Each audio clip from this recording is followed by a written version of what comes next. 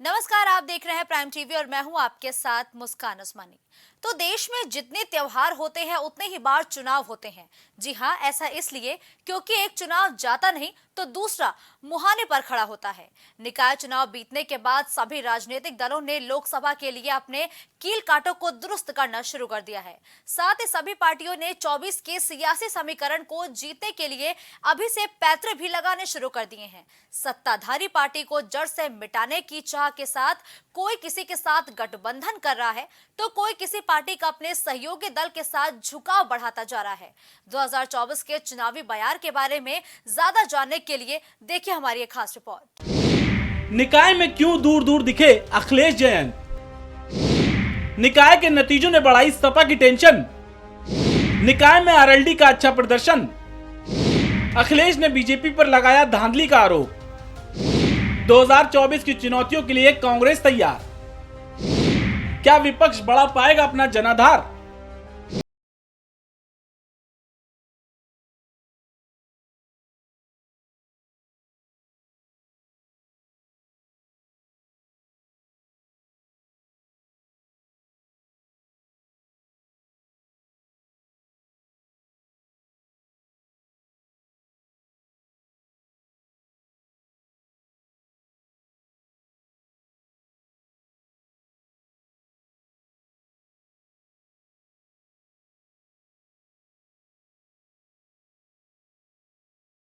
हो गई और इस तरीके से पंचर हुई कि सपा को इस बात का यकीन नहीं हुआ। सपा अध्यक्ष ने निकाय चुनाव को जिताने के लिए पश्चिमी यूपी से लेकर मेरठ कानपुर में जोरदार रोड शो और रैली की, लेकिन इस रैली का उन्हें कुछ ज्यादा लाभ नहीं मिला। वहीं सपा के सहयोगी दल आरएलडी चुनावी रैली में उनका जोड़ीदार बन के साथ में दिखाई नहीं दिया। हालांकि आरएलडी प्रमुख जयंत चौधरी ने अपने तरीके से चुनाव प्रचार किया और निकाय में आरएलडी पार्टी का अच्छा प्रदर्शन रहा। लेकिन निकाय के जो नतीजे आए, बीजेपी ने तो क्लीन स्वीप करते हुए 17 की 17 मेयर की सीटों पर कब्जा जमा लिया। लेकिन निकाय के नतीजों ने गठबंधन के रिश्तों में क्या बदलाव ला दिया? निकाय में कई जगहों पर आरएलडी सपा के खिलाफ लड़ती हुई दिखाई दी थी और इस तरीके से आरएलडी का सपा से अलग दिखना इनके 24 के चुनावी समीकरण को भी खेल बिगाड़ सकता है। निकाय चुनाव के समय के साथ और उसके बाद से ही अखिलेश और जयंत चौधरी एक दूसरे को नजरअंदाज करते दिखाई दिए हैं और अब दूसरे सहयोगी दलों की तरफ उनका झुकाव ज्यादा दिखाई दे रहा है। दूसरी सबसे बड़ी बात यह है कि निकाय चुनाव में बीजेपी के बम्पर जीत पर अखिलेश यादव ने धांधली का आरोप लगाया है। अखिलेश यादव ने कहा कि चुनाव जीतने के लिए सत्ताधारी बीजेपी हर तरीके के हथकंडे अपना सकती थी। भारतीय जनता पार्टी ने लोकतंत्र की हत्या कर दी है। अब लोकतंत्र नहीं बचा, आज़ादी नहीं है, पाबंदियां और केवल झूठ बोलना। भारतीय जनता पार्टी से ज़्यादा झूठ और अच्छा झूठ कोई नहीं बोल सकता। केवल प्रोपेगेंडा पे चल रहे हैं।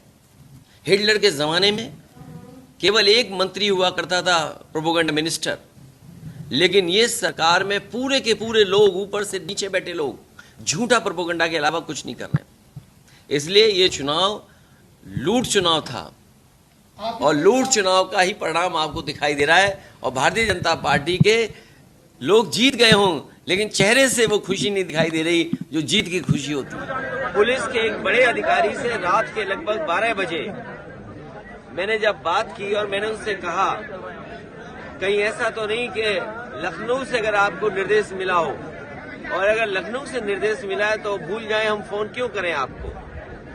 अगर निर्देश मुख्यमंत्री का है कि मैनपुरी को हराना ही हराना है, तो हम क्यों बात कर रहे हैं आपसे? आखिरकार विपक्ष किससे उम्मीद करेगा काउंटिंग के दिन?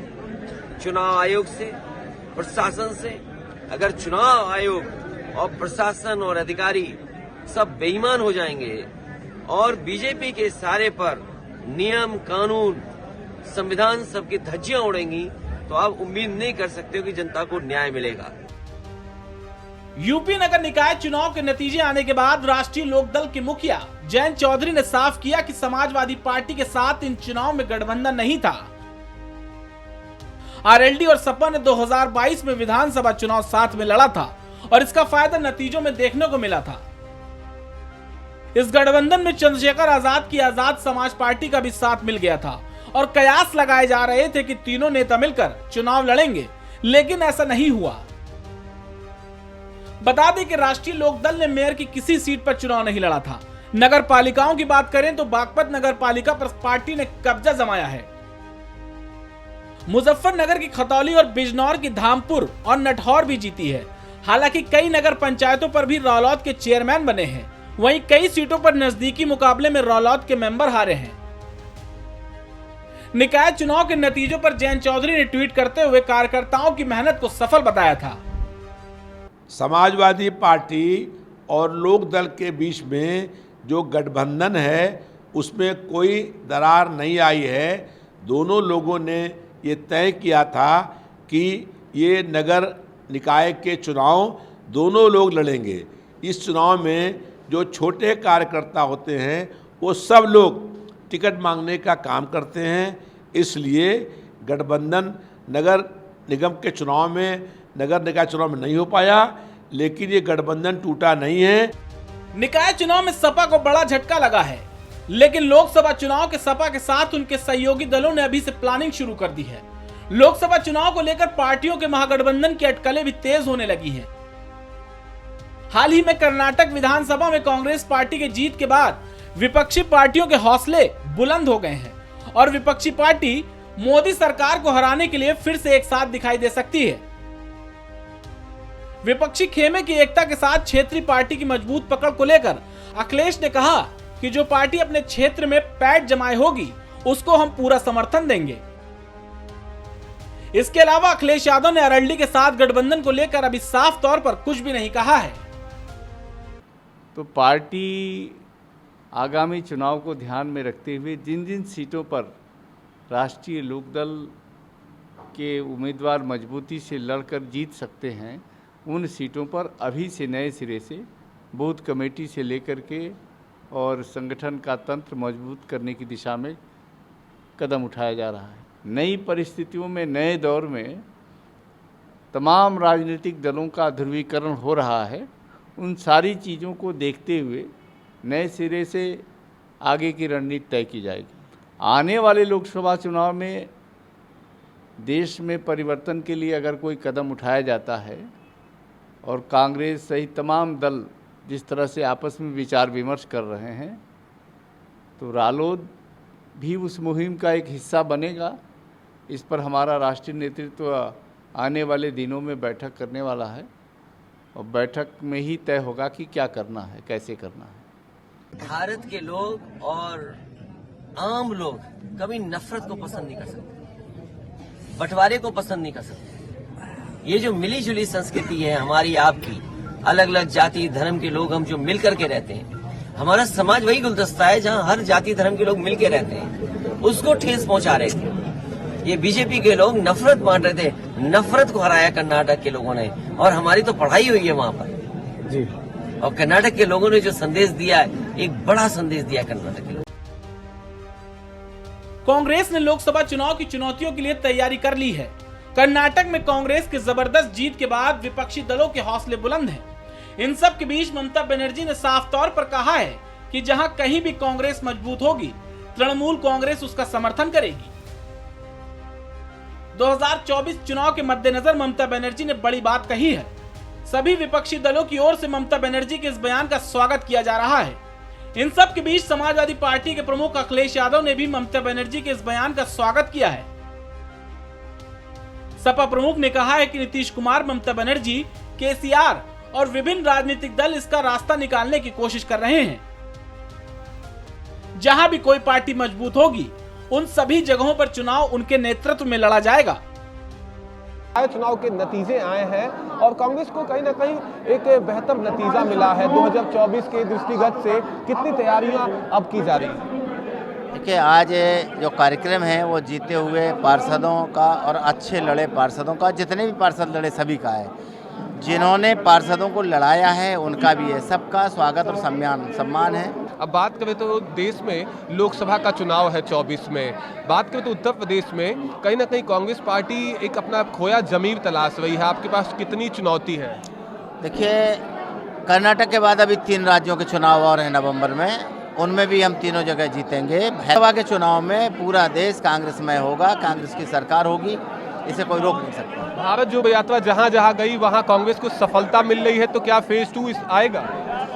ये राष्ट्रीय नेतृत्व का मसला है, वो खुद ही तय करेंगे।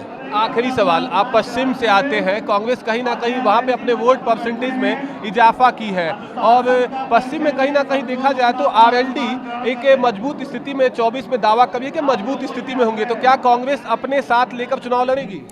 देखिए, पहले भी मैं कह रहा हूँ, आदरणीय राहुल गांधी जी ने बोला है कि जितने भी सेकुलर दल हैं वो देश को बचाने के लिए अगर कांग्रेस के साथ आते हैं तो कोई परेशानी नहीं है, कांग्रेस उनके साथ है। देखिए, जहाँ हम लोग हारे हैं, हमने हार का बता तो दिया कि जिस तरीके से सहारनपुर का उदाहरण आपके पास है, आगरा का उदाहरण आपके पास है, मुरादाबाद का उदाहरण आपके पास है, जहाँ भाजपा ने बिल्कुल हारी हुई स्थिति के अंदर अपने आप की जीत दर्ज कराई है। तो ये सारी चीज़ें हैं इनके ऊपर बहन जी ने कहा कि लेकिन इनसे घबराना नहीं। लोगों को बुला है, कुछ लोगों को अलग अलग बुला है। देखिए बहन जी, जो निर्देश होंगे बहन जी की, असल में पार्टी बिल्कुल कैडर वाली पार्टी है, यहाँ कैडर की तरह काम होता है। इस बार समाजवादी पार्टी जो वर्तमान में गठबंधन में लोग हैं उनको लेकर लड़ेंगे और सबसे ज्यादा सीटें समाजवादी पार्टी उत्तर प्रदेश में जीतेगी। 2024 में सपा और लोकदल मिल करके चुनाव फिर से लड़ने का काम करेंगे। ये 2024 में जो पूरे देश में गैर भाजपाई पार्टियां हैं, हम लोग उनसे कहीं ना कहीं तालमेल करेंगे, लेकिन जो पार्टी जैसे उत्तर प्रदेश में समाजवादी पार्टी है, तो उत्तर प्रदेश में समाजवादी पार्टी चुनाव लड़ेगी। जहां पर कांग्रेस है, जैसे कर्नाटक है, राजस्थान है, छत्तीसगढ़ है, जहां पर कांग्रेस पार्टी की सरकारें हैं वहां पर कांग्रेस पार्टी चुनाव लड़े, और जहां पर टीएमसी की सरकार है वहां पर पूरा अधिकार टीएमसी पार्टी को मिल जाए। हम लोगों का उद्देश्य ये है कि 2024 में केंद्र में गैर भाजपाई सरकार बनाएंगे और हमारी ये कोशिश होगी कि उसमें समाजवादी पार्टी सबसे बड़ी पार्टी के रूप में हो। हम लोग उत्तर प्रदेश में कम से कम 50 सीटें जीतने का काम करेंगे। ममता बनर्जी ने अपना प्लान बताते हुए आगे कहा, हमने गणना की है कि कांग्रेस 200 सीटों पर मजबूत है। ऐसे में अगर कांग्रेस कुछ अच्छा पाना चाहती है तो उन्हें कुछ क्षेत्रों में त्याग भी करना होगा। अब ममता बनर्जी ने 24 से चुनावी समीकरण के लिए जो रोड मैप तैयार किया है वो कितना कारगर साबित होगा, ये लोकसभा चुनाव में पता चलेगा। लेकिन बीजेपी की मजबूत सत्ता को रोकने के लिए कांग्रेस पार्टी की ओर से जाल बिछाना और ताना बाना बुनना शुरू हो गया है। 200 सीटें वो जिनके लिए कांग्रेस दावा कर रही है कि वहां पर बीजेपी से उनकी सीधी टक्कर होगी। कांग्रेस और बीजेपी के बीच ज्यादातर सीधा मुकाबला उत्तर भारत के राज्यों में है। मध्य प्रदेश 29, कर्नाटक 28, राजस्थान 25, छत्तीसगढ़ 11, असम 14, हरियाणा 11, हिमाचल 4, गुजरात 26, उत्तराखंड 5, गोवा 2, अरुणाचल प्रदेश 2, मणिपुर 2, चंडीगढ़ 1, अंडमान और निकोबार 1 और लद्दाख 1 में लोकसभा सीट है। इस तरह ये 162 लोकसभा सीटें होती हैं, जहां पर कांग्रेस और बीजेपी के बीच ही मुकाबला होना है। वहीं 38 लोकसभा सीटें उन राज्यों की हैं जहां क्षेत्रीय दल मजबूत स्थिति में है, लेकिन इन सीटों पर मुकाबला कांग्रेस से होता है। पंजाब और महाराष्ट्र जैसे नाम शामिल हैं। खैर, लोकसभा चुनाव से पहले बीजेपी और सपा एमएलसी चुनाव की तैयारियों में जुट गई हैं। यूपी में एमएलसी चुनाव के लिए भाजपा प्रत्याशी ने नामांकन दाखिल किया है। 2 खाली सीटों पर होने वाले चुनाव में समाजवादी पार्टी के उम्मीदवारों ने भी नामांकन पत्र दाखिल किए हैं। विधान परिषद चुनाव के लिए भारतीय जनता पार्टी के उम्मीदवारों पदम सेन चौधरी और मानवेंद्र सिंह ने नामांकन दाखिल कर दिया है। वहीं सपा ने एमएलसी चुनाव के लिए दलित पिछड़ा वर्ग पर दांव खेला है। बता दें कि यूपी विधान परिषद में 2 पद खाली हुए थे। वो लक्ष्मण प्रसाद आचार्य के इस्तीफे और बनवारी लाल के निधन के बाद खाली हुई थी। अब 29 मई को इस पर मतदान होगा। पालिका में समाजवादी पार्टी का सबसे अच्छा प्रदर्शन रहा है। सबसे अच्छा चैनल में भी मैंने आप लोगों को देखा है कि टाउन एरिया के सभासद, टाउन नगर के पंचायत के अध्यक्ष, नगर पालिका परिषद के अध्यक्ष, नगर पालिका परिषद के सदस्य और पार्षद में समाजवादी पार्टी सबसे ज़्यादा सीटों से जीती है और विपक्ष सबसे ज़्यादा सीटों जीता है और बीजेपी बहुत कमज़ोर हुई है। लेकिन प्रचार बीजेपी विज्ञापन के माध्यम से उल्टा करा रही है। चुनाव ऐसे होते हैं इसमें सारे विधायक वोट देते हैं, तो निश्चित रूप से भारतीय जनता पार्टी का पलड़ा भारी है। लेकिन हम लोग जो है लोकतंत्र को मजबूत करने के लिए चुनाव लड़ रहे हैं। हमारा जीत हार से मतलब नहीं है, लेकिन ये दिखाने के लिए कि भारतीय जनता पार्टी का केवल विकल्प समाजवादी पार्टी है और समाजवादी पार्टी भारतीय जनता पार्टी के खिलाफ हर स्तर पर संघर्ष करने का काम करेगी। देखिए, विधान परिषद का चुनाव है, उच्च सदन का चुनाव है। वहाँ बैठे हुए लोग राज्य के लिए कानून बनाते हैं, राज्य की बेहतरी के लिए सोचते हैं, और ऐसे मुद्दे पे हम समझते हैं कि सारे विधायकों को अपनी दिल की आवाज़ पर कमज़ोर आदमी को, समाज के अंतिम पायदान पर बैठे व्यक्ति को अपना समर्थन देना चाहिए। लोकसभा 2024 के चुनाव के लिए बीजेपी ने अपनी बिसात बिछा दी है। 24 की चुनावी पारी जीतने के लिए सभी पार्टियों ने अभी से तिकड़म लगाना शुरू कर दिया है। चुनाव के सियासी तिकड़म में किसकी होगी जीत, ये चुनावी नतीजों के बाद पता चलेगा। दूसरी ओर विपक्षियों ने अपनी चुनावी पैतरे को तैयार करते हुए अपने सहयोगी दलों के साथ साठगांठ बिठाना भी शुरू कर दिया है। निकाय चुनाव की ऐतिहासिक जीत के बाद बीजेपी के हौसले काफी ज्यादा मजबूत हो गए हैं, जो लोकसभा चुनाव में प्लस पॉइंट साबित हो रहा है। लेकिन 24 की गद्दी में किसका राज होगा, ये तो आगामी चुनाव में ही पता चलेगा। Output desk.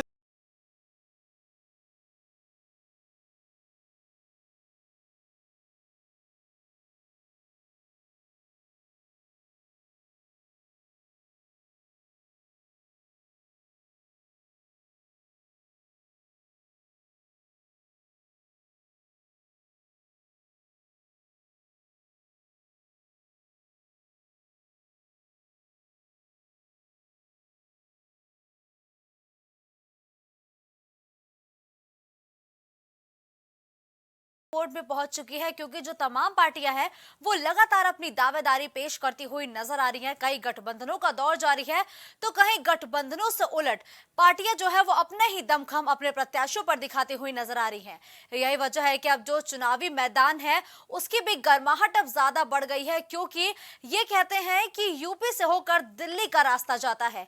ऐसे में जो तमाम क्षेत्र की जो पार्टियां हैं, जो तमाम प्रदेशों की पार्टियां हैं, वो कहीं ना कहीं अब यूपी में अपना डेरा डाले हुए भी नजर आ रही हैं। साथ ही जो यूपी की बड़ी विपक्षी पार्टियां हैं उनसे भी मुलाकात करती हुई नजर आ रही हैं, क्योंकि 2024 में केंद्र में सरकार बनेगी।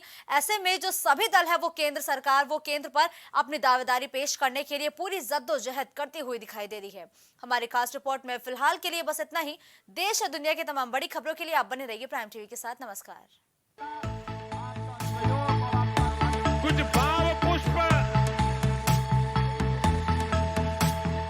आप देख रहे हैं प्राइम टीवी, सच साहस सरोकार।